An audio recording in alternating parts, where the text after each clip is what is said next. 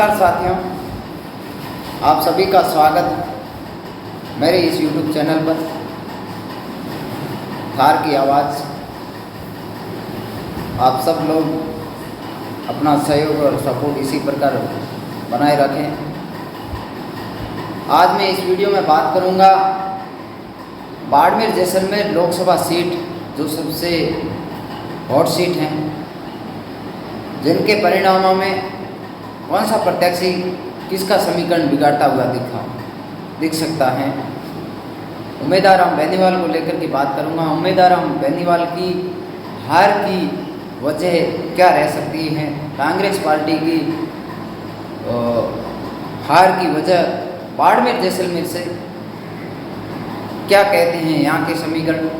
उस चीज़ को लेकर के मैं आज इस वीडियो में चर्चा करूँगा। और सब लोग अपनी अपनी राय भी ज़रूर देना इस वीडियो को लेकर के।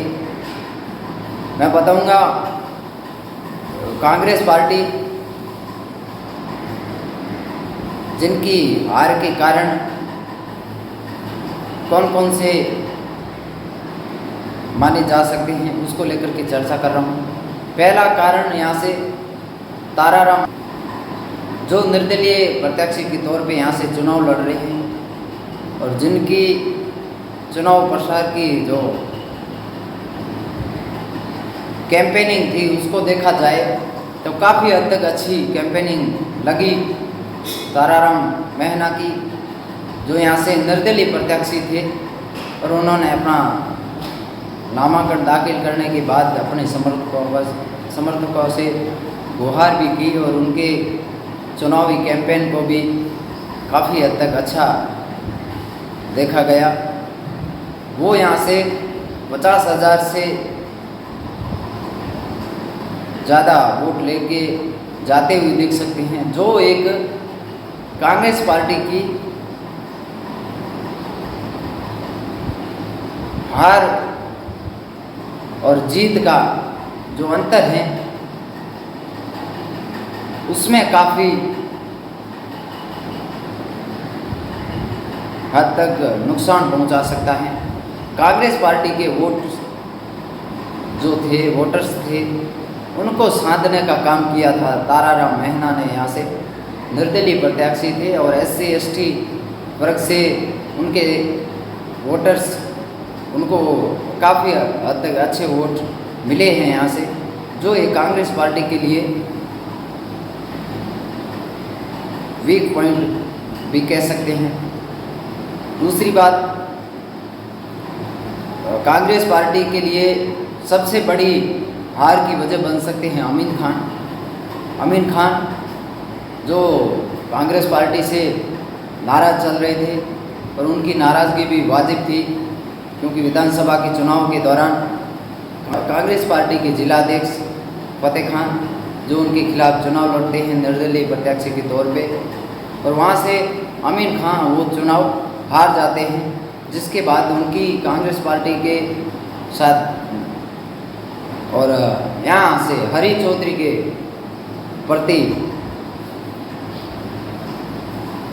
नाराज़गी जाहिर हो जाती है और वो नाराज़गी आगे बढ़कर के लोकसभा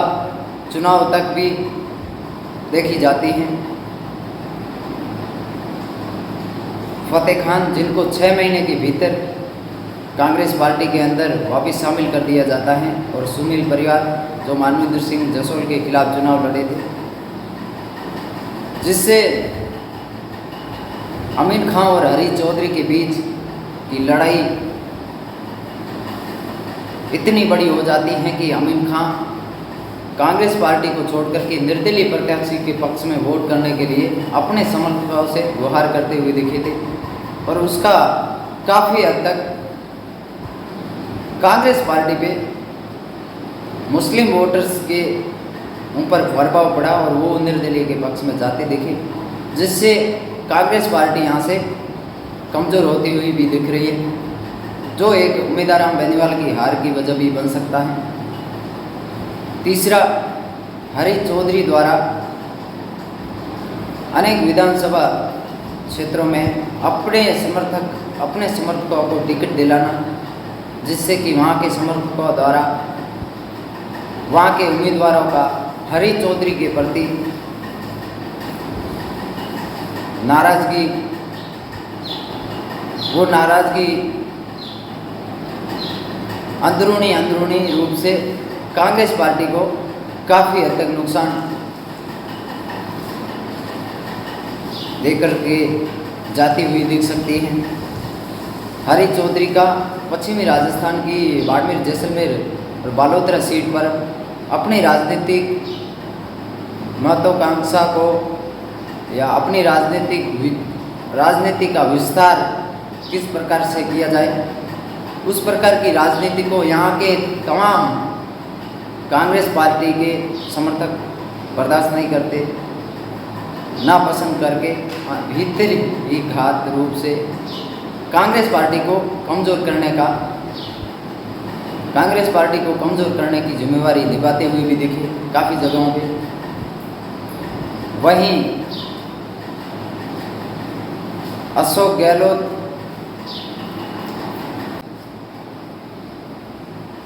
कुछ ऐसा भी माना जा रहा है कि अशोक गहलोत, जिन्होंने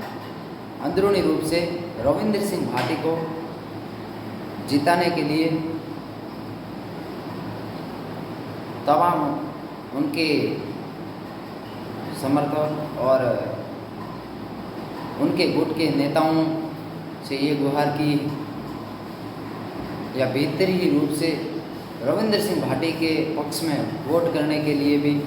समर्थन करते दिखे, उसके बारे में था कि रविंद्र सिंह भाटी के काफिले में अशोक गहलोत की परमिशन वाली गाड़ियां दिखी। वहीं मेवाराम जैन, जिनका भी समर्थन रविंद्र सिंह भाटी के पक्ष में ज़्यादा दिखा, क्योंकि उम्मीदवार बेनीवाल जो पिछला विधानसभा का चुनाव था, जिसमें यहाँ से बाड़मेर विधानसभा चुनाव में बहन प्रियंका चौधरी को आरएलपी की तरफ से गठबंधन या आरएलपी की तरफ से समर्थन दिया गया था, जबकि वहाँ पे उसका प्रत्याशी चुनाव लड़ रहा था, उसका नामांकन हटाए बगैर ही उन्होंने बहन प्रियंका को समर्थन दिया था और प्रेस कॉन्फ्रेंस की थी। उसके बाद वहाँ आरएलपी का प्रत्याशी जो खुद लाइव आकर के उम्मीदवार बेनीवाल की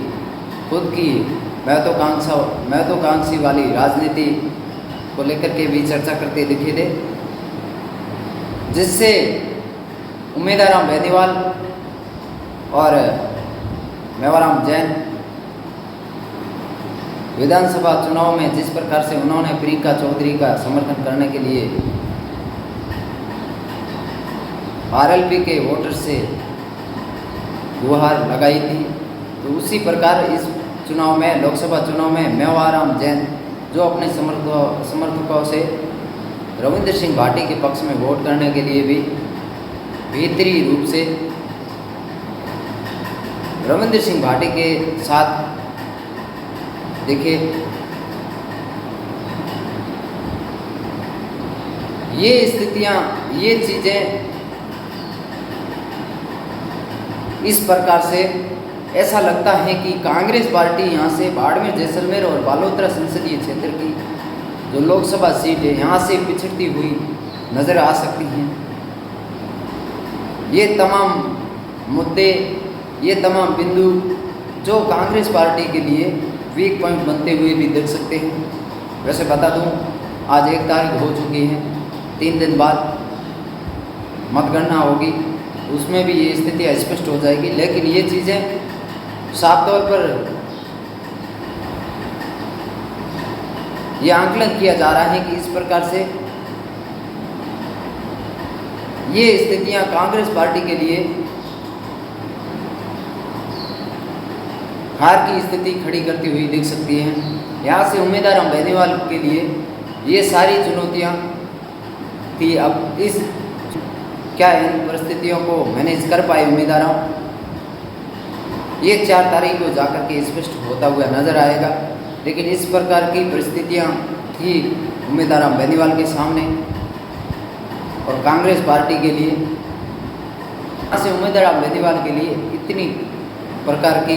परिस्थितियां पैदा हो चुकी थी जिससे यहाँ का चुनाव निकालना उम्मीद राम बेनीवाल के लिए काफ़ी हद तक मुश्किल हो गया था। शुरुआत में ऐसा माना जा रहा था कि उम्मीद राम बेनीवाल के पक्ष में स्थितियाँ बनती हुई नज़र आएगी, लेकिन जब चुनाव खत्म हुआ तब आगे आगे जैसे ही चुनाव बढ़ा उसमें उम्मीद राम बेनीवाल के सामने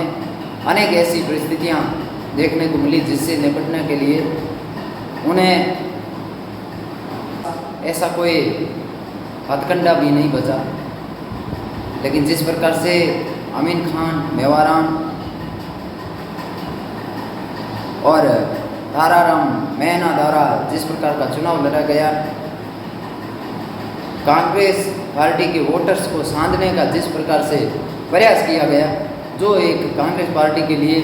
वीक पॉइंट बन गया और यहाँ इस सीट पे कांग्रेस पार्टी पिछड़ती हुई भी नज़र आ सकती हैं। वैसे ये चुनावी परिणाम आने पे स्थितियाँ स्पष्ट हो जाएगी, लेकिन यहाँ तक जहाँ तक हमने देखा है यहाँ पे कांग्रेस पार्टी की स्थिति इस प्रकार से थी, पूरा चुनावी